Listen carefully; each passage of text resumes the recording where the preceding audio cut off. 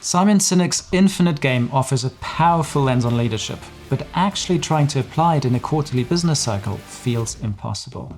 That's because you have an infinite vision, but you're still using finite tools to execute it. In this video, I'm showing you the missing link, the specific framework that actually bridges that gap. By the end of the video, you won't just aspire to the infinite game, you'll have the concrete system to actually play it without missing your short-term targets. Simon Sinek is right. Business should be an infinite game, but here's the twist. You can't play an infinite game with finite tools. You might aspire to long-term vision, but you're trying to execute it with short-term tools. If your dashboard only shows this quarter's numbers, you are setting yourself up to fail. It's like training for a marathon by only tracking your 100-meter sprint times. You might look fast at the start, but you'll collapse halfway through. Because this isn't a mindset problem, it's a toolset problem, and today I'm giving you the specific tools to fix it. In this video, I'll answer 3 big questions. Why Simon Sinek's infinite game mindset isn't enough, what tools you need to put that mindset into practice, and how to use them to become a truly future-ready leader. In a finite game like football or chess, the rules are clear and there's a final score, and you play to win. But in an infinite game, like business, the goal isn't to win, it's to keep playing. The players change, the rules evolve, and the environment never stops shifting. Sinek was right about the philosophy of the infinite game, but he missed the mechanics. And if you try to play an infinite game with finite tools, you'll keep hitting the same limits again and again. Because here's the problem, you are under insane pressure. Quarterly targets, shareholder calls, endless KPIs. It feels like every decision is a sprint. That's a finite mindset, treating an infinite challenge like a scoreboard. You're chasing numbers while the world around you keeps changing. You react to what's in front of you while missing what's coming next. Take Nokia in 2005. They owned the phone market. They had scale, resources, and resilience, but they were playing a finite game. They were thinking, how do we sell more phones and capture more of the market? Meanwhile, Apple was thinking about ecosystems. The iPhone was not just a phone, it was a doorway to the App Store. Music, maps, email, games, your whole life in your pocket. Nokia rehearsed the future as smaller phones. Apple rehearsed it as a computer in your pocket. And you know how that story ends. Nokia didn't fail because they were bad managers. They failed because they had no foresight. They were optimizing the present while Apple was building the future. Nokia listened to their best customers, optimized their best products, and missed the disruption in the phone market. That's finite thinking. And the real solution isn't working harder, it's learning to see further. This is where Simon Sinek is missing something. Playing the infinite game requires something he doesn't talk about enough: strategic foresight. So what is that exactly?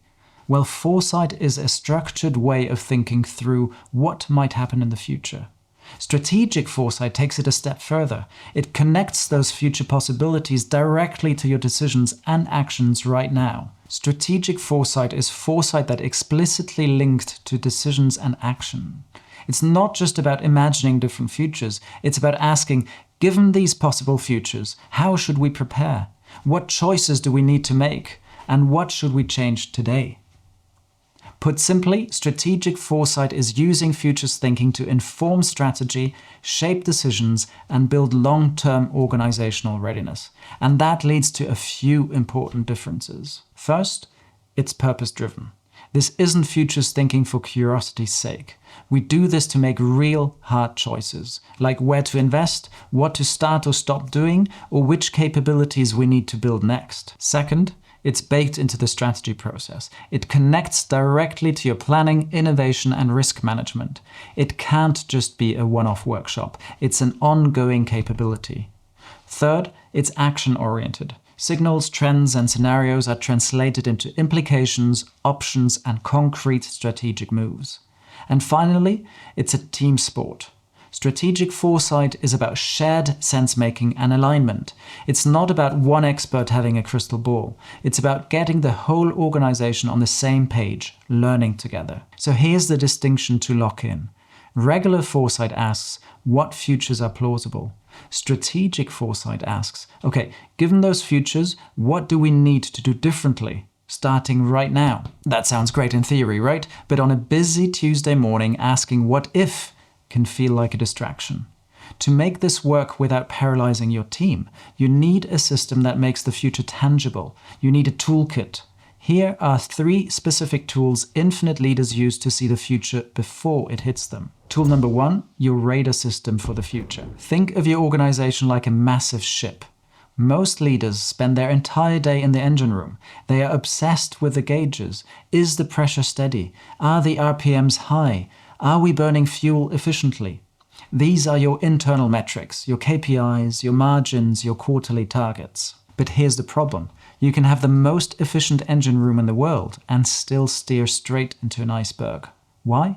Because nobody was up in the crow's nest. That is where horizon scanning happened. It's the discipline of climbing out of the engine room to look at the waters ahead.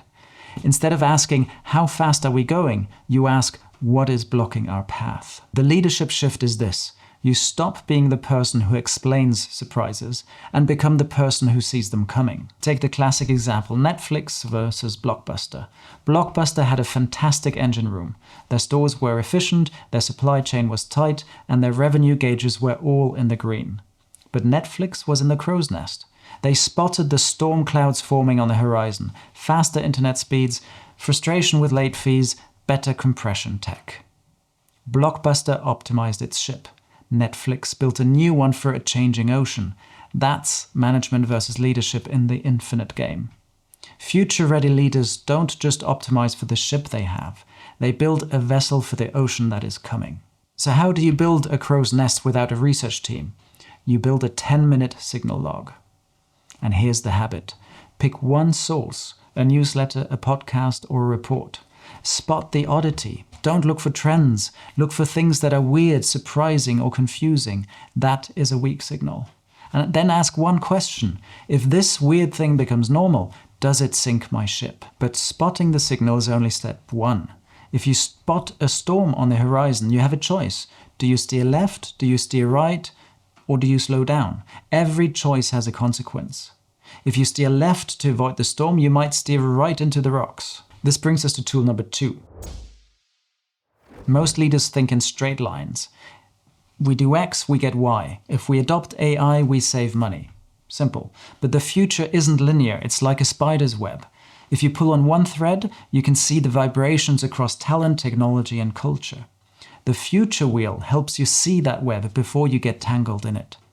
Here is how you use it in just 5 minutes. Take that weak signal you found in step 1. Let's say it's AI agents replacing entry-level coding. Put that in the center of a page. Then ask, what happens next? That's the first order. Well, the immediate result is that we hire fewer junior developers. Great. Costs go down. But then you have to ask again, okay, what happens because of that? If we have no juniors, suddenly nobody is being trained to become a senior coding architect later. Then you ask one more time, what is the result of that? The result is that in 5 years, we have a massive leadership crisis because we accidentally severed our own talent pipeline. And that right there is the trap. The linear thinker celebrates the cost savings today, but the future-ready leader sees the leadership crisis hiding 5 years down the road. Use the future wheel to test your decisions before you make them. Now you have your signals, tool 1, and you understand the consequences, tool 2. But there's one missing piece, tool number 3, backcasting. Tools 1 and 2 are about seeing what might happen. Backcasting is about deciding what you want to happen. Instead of asking what is next, future-ready leaders ask, what is the future we want to build? And then they work backward from there. This is how vision becomes authority, because every decision now has a reason that goes beyond urgency. This is exactly what Apple did. They didn't look at the 2007 phone market and ask, how do we make the buttons better? They envisioned a future where the device was a window to an ecosystem, building something completely new that the market didn't even know it wanted or needed yet. Then they worked backward from that vision to the engineering decisions of the day. So ask yourself, if you want to be the market leader in 2030, what must happen in 2029? What must happen in 2026? What do you need to start today? This connects your long-term vision to your Monday morning to-do list. Future-ready leaders don't just ask what's next. They decide what future they want to create and work backward from there. The added benefit is that if you communicate this clearly, your team understands why today's work matters. But having the tools is only half the battle. The question is, how do you actually use these tools when you have to make a high-stakes decision today, but the future is still foggy? The mistake most leaders make is waiting for 100% certainty. But here's the hard truth. By the time you have certainty, the opportunity is gone. Instead of waiting, use these 3 tools as your confidence checklist. This is how future-ready leaders decide without perfect information. First, check your scan. Ask yourself, are the weak signals for this trend getting stronger or weaker? If the background noise is fading and the signal is growing, the timing is right. Second, give it a stress test. Ask yourself, if I make this bet, does it survive if the economy slows down? What if a new regulation hits tomorrow? Here's the rule. If your decision only works in a perfect world, it's too fragile. You want a decision that is robust enough to survive multiple futures, not just the easy ones. And finally, check your backcast. Ask, does this specific action today actually move the needle on our 10-year vision, or is it just urgent, busy work? When a decision passes all 3, it aligns with signals, survives stress testing, and it anchors your vision, then you don't need a crystal ball, you have a strategy. But remember, your strategy is only as good as the information you feed into it. If you miss the early warnings, the whole system fails. So to make sure you're catching the right signals before your competitors do, watch this video to master the weak signal framework. It's the engine that makes the whole process work.